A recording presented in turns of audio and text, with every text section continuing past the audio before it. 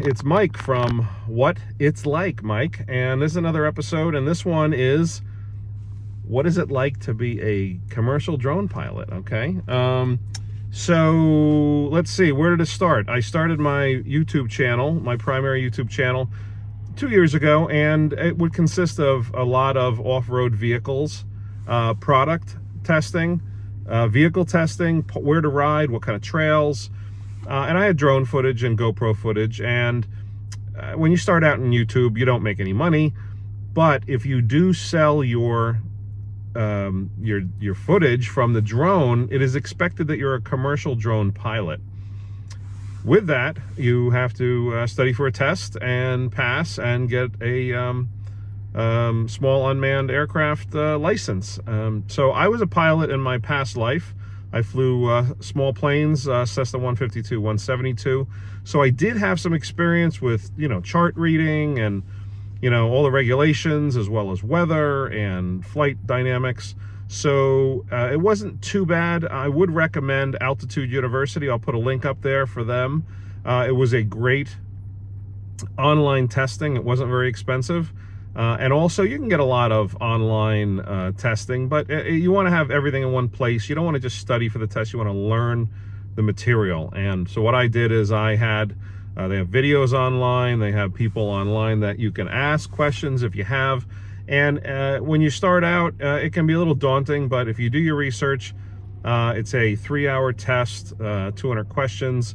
And it winds up being pretty easy if you break it down into pieces. I did pass on my first try. It's $150 or something like that to test in a test center, and you get the card. And when you have a drone that's under 250 grams, like a mini, you don't have to register it. I think it's a good idea to register it and get used to it, because they're going to have an ID system in next year that all drones will be broadcasting drone and pilot in command location to anybody who wants to see it with an app. So that's new regulations. But so what's it like? I typically, you always follow regulations, but there's a lot of places that you don't fly over an open assembly of people. There are plenty of regulations. I'm not going to go into it, but this is a little Mini 3 Pro, and I actually have a tracker on there. So you can get many different drones, and this one starts at about $800 for that and a controller.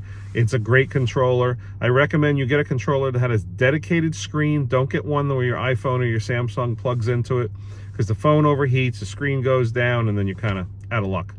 So I would say it's a great hobby to have, and once you get licensed, you can sell real estate pictures.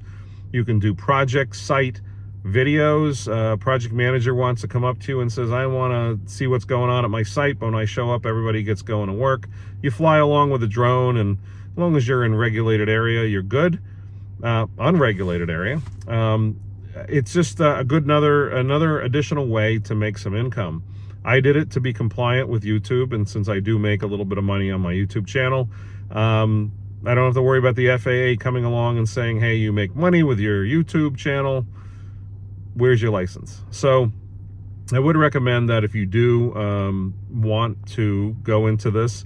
There's also another great video site and YouTube channel, 51 Drones, and he's great. Let him know that the Beaten Trail recommended him.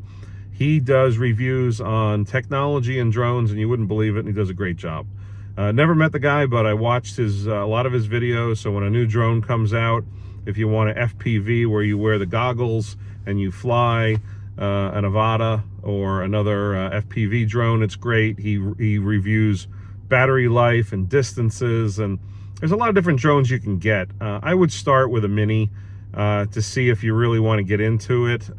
You will crash your drone, so make sure you have DJI care and refresh. Any kind of drone you get, make sure you buy insurance on it. Usually comes with the manufacturer. I think maybe anywhere from $80 to $150 more for bigger drones, but it gives you 2 crashes, and you have to recover the drone, ship it back to them, pay a deductible, and you'll have it back in no time. I also have a Skydio 2 Plus, and I had crashed that as well, and with $150 insurance plus the original cost of having the drone, I had a new drone back in 3 or 4 days. They were great, and it's well worth it. Otherwise, you got to pay piecemeal for whatever happened with the drone. So I would recommend, one, check out my channel, The Beaten Trail. Check out DJI drones. There's many brands out there, but check out 51 Drones. Great place to decide what drone is right for you. Don't spend too much money until you're really used to it. You can always resell drones. You can trade them in. But I would recommend looking at being a commercial drone pilot. And certainly, this is just my opinion of it, okay? There's a lot more regulation, a lot more things that you need to know and consider. You have to make sure that you are going to do it safely, and I would recommend it. So thanks for watching. We appreciate you taking your time to check us out.